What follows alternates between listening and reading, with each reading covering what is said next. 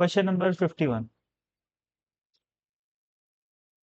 A wheel of moment of inertia 0.5 kg meter square and radius 20 centimeter is rotating about its axis at an angular speed of 20 radian per second. तो यहाँ पर अपने को एक wheel दे रखी है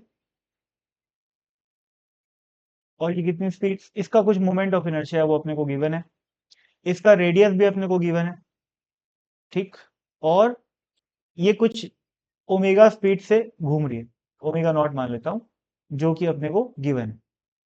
अब क्या बोला है, it picks up a stationary particle of mass 200 gram at its edge. तो शुरू में एक पार्टिकल यहां पर था जो कि रेस्ट पे था, ठीक है, लेकिन क्या हो रहा है, ये घूमते घूमते ये पार्टिकल इससे चिपक जा रहा है, ठीक है. तो शुरू में ये सिंपली ऐसे घूम रहा था और चिपकने के बाद कैसे घूमने लग गया,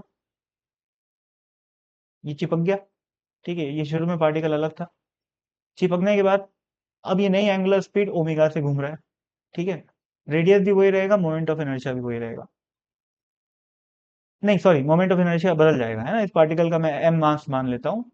तो अब इसका जो नया वाला मोमेंट ऑफ इनर्शिया है वो क्या हो जाएगा, पुराना वाला जो कि व्हील का है प्लस इस इस पार्टिकल को ऐड कर देने की वजह से नया एक छोटा सा मोमेंट ऑफ इनर्शिया और आ जाएगा, एम इंटू आर का स्क्वायर.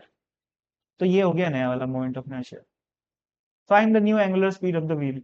तो ये ओमेगा पूछा है भाई.